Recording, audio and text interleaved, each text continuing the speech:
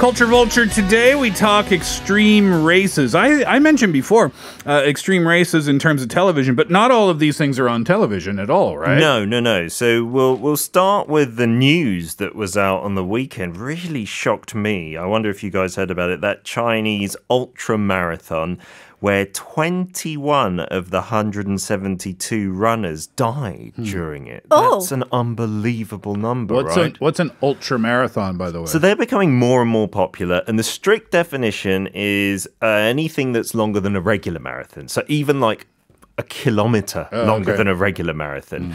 So what, regular marathon is about 23 miles, right? So anything longer than that. But the main distances tend to be like 50 miles or 100 miles, and you can go way above that. And some can take days to complete, rather than just being done in one full sweep. What was the case here? This was a 60-mile mountain marathon. And so this has been held many years, and many of the racers were experienced marathon runners as well. But what's really crucial with some of these ultra marathons is they're held in certain terrains that can get really extreme in terms of the weather. And that was the case here in China as well. And it suddenly turned from decent weather to hailstones and ice raining down, and temperatures just plummeted. Way up in the mountains then. Yeah, up in the mountains. And when the weather's okay, it's fine to be in marathon gear. Like most of the athletes, seeing the pictures, were in shorts and not many layers at all. And that's what caused them problems. And because it was such a remote area, rescue workers couldn't come and get them. There is a lot of talk now, checking back over the weather forecast, that there was a forecast for some iffy weather. You know, they should have taken safety first. And so they're doing a big investigation into that. One really nice story to come out of it, though, there was a farmer grazing his sheep up near the high altitude of this Shilin mountain. And it's in Gansu province. He also got caught in the weather, but he knew the terrain. So he had a little cave there set up with all his clothes and blankets. And he rescued at least half a dozen of these marathon runners, brought them in, gave them shelter, dried off their clothes and whatnot. But it's so tragic. You see some of the WhatsApp groups, they've shared the chat rooms. The runners, you know, had their devices and stuff and were sending in photos. People were foaming at the mouth and just couldn't move, because their bodies frozen up and they had no insulation. Goodness me. And so, 21 passed away. 8 were in hospital. I think 1 in critical condition. But that's obviously worst case scenario. Ultramarathons in general, though, are becoming really popular. People not just wanting to push themselves to a marathon. Have either of you guys run any organized races? No, but I've seen a lot of these things on television. And I'm not talking about just running a marathon. Not to take anything away from that achievement. That of course. on its own is incredible. But I've seen some wild things. One that comes to mind was a race, and there's a name for it. I don't remember it.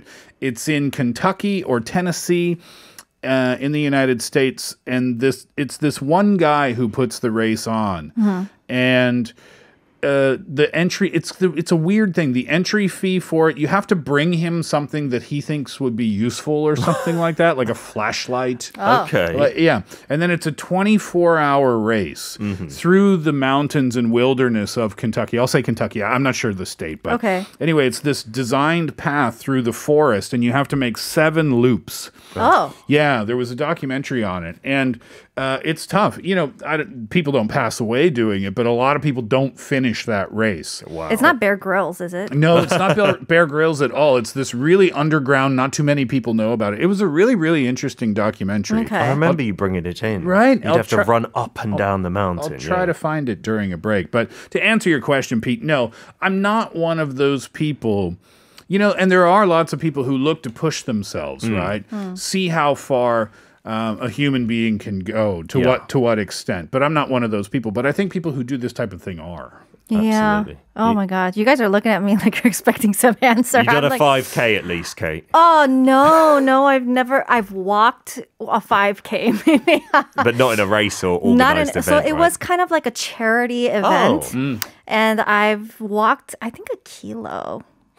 Yeah. It's like around the block. With the, with my friends who had babies, and so they had baby strollers. So I walk alongside of them. Well done. Well, yeah, that's better than nothing. I think the three of us are quite unusual to not have one of us having run any kind of race these days. Wow. Like, it seems like everyone's doing at least 5Ks and things for charity and whatnot, right?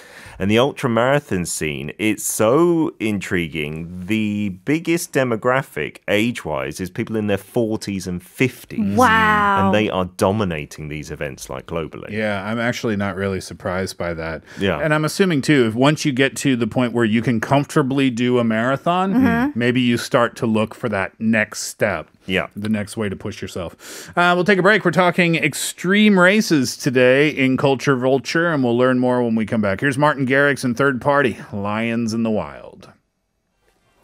We're talking extreme races today. Baltazar texted in and said, those people are tough. I did a half marathon before, just once, totally exhausted after. Yeah, that would be about 13 miles, right? Yeah. Wanscat asks, how long is a full marathon? I only do 5K and 10K, which, by the way, is very, very good. Not bad. I think a full marathon is 26.2 miles. Yeah, so that's maybe 3 times the 10K. More than that, isn't it, in fact? Yeah. Still, though, I mean, 5K is great. 10K is amazing. Full marathons, half marathons, whatever. 42.195K. Yeah, Okay. so 26 miles, I guess. Right? Yeah. About that, yeah. I mean, anything you do is pretty impressive to me. Yeah, not bad at all. We're not like disparaging those achievements, but the ultra marathoners, they're in a league of their own. Some of the biggest ones are the most extreme. So there's the Jungle Ultra, which happens in Peru, and it's just what it sounds like. You're doing it in the jungles of the rainforest, the Amazonian rainforest. Oh my. 230 kilometers in total. And what's the real challenge is you start at 10,000 feet above sea level. Oh, wow. So you're having Difficult to deal, breathe. Yeah, with the altitude, right? So you need to get acclimatized to that.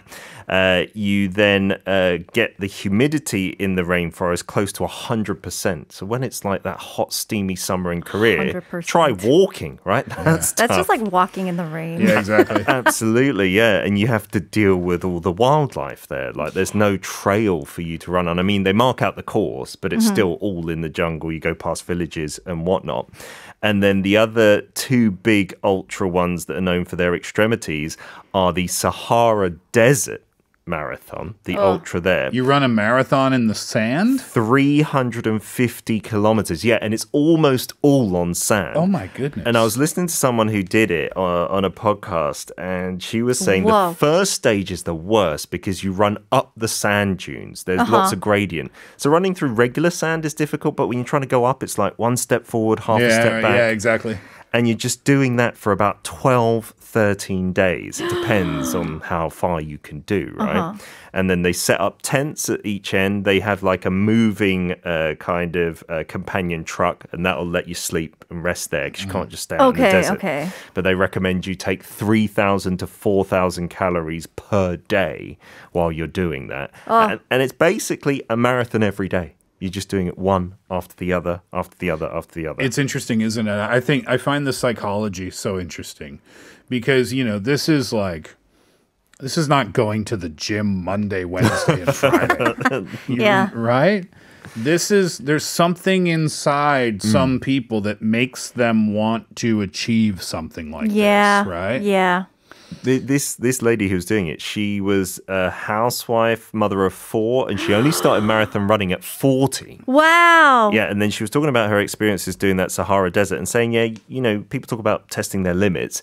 And there's one day where you have to do a double marathon, so 2 back-to-back. She was running until 3 a.m. in the morning in the desert, in the pitch black. And she said she was just crying like the whole time. Yeah. She was like, I found my limit, I pushed past that, and now I never want to do it again. Yeah. She's happy to do some other ultras, but not that. I mean, it has to do a tremendous amount for your self-confidence, I would think. Yes, that's what she said. I would think so. Yeah, beating your best every time, and she's got the GPS and the tracker on her wrist. She said that's what she's aiming for each and every time. Yeah, right? exactly. I mean, even failing, even if you didn't make it. I mean, I don't think the word fail is appropriately used in that context. Even the attempt is pretty impressive. Yeah, it would have to do do a whole lot for your self-confidence, I would think. Yeah. And there's one other one just to briefly mention before getting on to Kate's show, because she'll be cross if we don't mention that. The Polar Circle Marathon, which is in Greenland, and you do part of it on top of the glacier. And you're running through snow. And I listened to a few of those contestants, and they were like, the first 5 minutes, you lose all feeling in your toes. And they described it so well. I've played football in those cold conditions. It feels like you just got stones at the end of your shoes. Stop comparing yourself I'm basically to the same. glacier marathon runners. I'm not sure which is tougher, being a pro, semi-pro, amateur footballer. And then you do that through temperatures like minus 20 degrees for the whole thing. All right, so what's the show that Kate's in love with? So this you can watch on the flicks. If you're in Korea, like me, I've seen the poster for this, but I've not clicked on it yet. But it's called The Iron Squad, right? Yeah. And basically, it seems that army-related programs, we talked about 진짜 가짜 사나이 before, the YouTube channel one. And this one is all the rage at the moment, pitting the six toughest military units in Korea against one another, but people who have been through the process, not current members, right? Yep. And they take all sorts of challenges, and the reason Kate loves it is a lot of it is topless, it seems. No. It is the camaraderie that they have. Sure. It's the same about like, you know, when you rolling guys around said, in the mud. okay, that's like 1 or 2 episodes. Most of it is just like, you know, you kind of see them push beyond their limit because a lot of the challenges, it's just like ridiculous things. I watched one episode from yesterday, which was aired live, and they had to carry an ISB, which is like those inflatable like dinghies. boats. Yeah. And apparently that weighs like 150 kilos. That's really heavy. Did they have their tops on? Yes, they all had their clothes on because this was filmed also like in winter or something like that. They had to hoist that on top of their head, 4 people as a unit, and drag that across the mudlands, like the ket bars. And if you've ever stepped in mud, your feet keep getting pulled into the mud. Yeah. And then later, you just see them like dragging, they're like crawling on all fours, but they're pushing themselves to complete this. And so it's not the extremely muscular young men dragging themselves through muddy conditions. It's the camaraderie that Kate They're all rather enjoys. handsome. Some of them are, in fact, boy band members, aren't they? I did not know that. Yeah. But no, it is not the topless. Mind you, I was kind of like, whoa. I remember watching it with my roommate. We were like, oh my gosh, whoa. But that's not it. Is the camaraderie. It's seeing them push beyond their limit. And you know, it's such a wonderful idea because half the population in Korea has been or is going to go to the military. Yeah, that's right, exactly. And so seeing that on the screen, they're so into it. And the other half of the population likes looking at guys that look like that. Absolutely. Ratings through the roof. Extreme races. Thanks for that, Pete. We'll leave the first hour of the program there for today. Please do stay with us for the second to wrap up the first. Good tune. Ellie Goulding, Lights.